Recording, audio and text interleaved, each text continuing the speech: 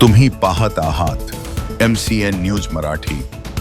संत ज्ञानेश्वर महाराजांच्या पालखी सोहळ्यादरम्यान सासवड जेजुरी मार्गावर झालेल्या अपघाताने वारकरी संप्रदायात शोककळा पसरली आहे। या दुर्दैवी घटनेची माहिती मिळताच राज्याचे उपमुख्यमंत्री आणि पुणे जिल्ह्याच्या पालकमंत्री श्रीमती सुनेत्रा वहिनी अजितदादा पवार यांनी तातडीने अपघातस्थळी धाव घेतली। उपमुख्यमंत्र्यांनी घटनेची सविस्तर माहिती घेत जखमींवर तातडीने आणि सर्वोत्तम उपचार करण्याच्या सूचना प्रशासनाला दिल्या आहेत। त्यानंतर त्यांनी रुग्णालयात जाऊन जखमी वारकऱ्यांची व त्यांच्या नातेवाईकांची भेट घेतली आणि त्यांना धीर दिला। राज्य शासन मृतांच्या कुटुंबियांच्या आणि जखमींच्या पाठीशी खंबीरपणे उभे असून सर्वतोपरी मदत केली जाईल अशी ग्वाही त्यांनी दिली आहे। या दुर्घटनेत मृत्युमुखी पडलेल्या वारकऱ्यांना त्यांनी भावपूर्ण श्रद्धांजली वाहिली। बातमी संकलन कृष्णमूर्ती जगताप, MCN न्यूज मराठी, बारामती। आज सकाळी जो महिला वारकऱ्यांचा अपघात झालेला आहे तो अतिशय वेदनादायी आणि दुःखदायक आहे। या अपघातामध्ये 3 स्त्रियांचा मृत्यू झालेला आहे।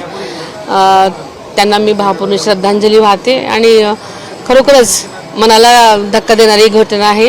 ह्याच्यामध्ये अजून 7 स्त्रिया जखमी आहेत। जखमींचा उपचार इथे चालू आहे 2 ठिकाणी। 2 जण काही ICU मध्ये आहेत, काही नॉर्मल आहेत।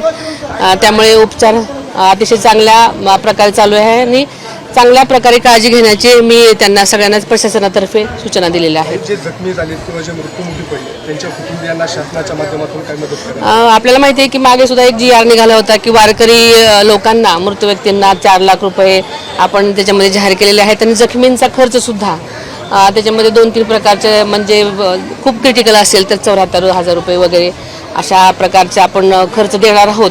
त्यामुळे त्यांनाही आपण मोफत उपचार आणि खर्च त्यांच्यासाठी देणार आहोत शासनातर्फे। हायवे आपण पाहतोय पुणे पंढरपूर दिवे घाटाच्या खालचा भाग अजूनही पूर्ण झालेला नाही। वारी सासवडमध्ये यायला उशीर झाला। घाट रोड लवकरात लवकर पूर्ण करावा अशी मागणी सगळ्या लोकांना नाही का तसे आदेश दिले होते आम्ही लवकरात लवकर पूर्ण करा आणि तसं पूर्णही केलं होतं, पण लोकांचा ओसंडून वाहणारा जो सागर आहे त्याच्यामुळे अनेक अडथळे येत होते। मध्येच चुकून एखादं वाहन शिरल्यामुळे तसं ट्रॅफिक मला वाटतं त्याच्यामुळे वेळ झाला।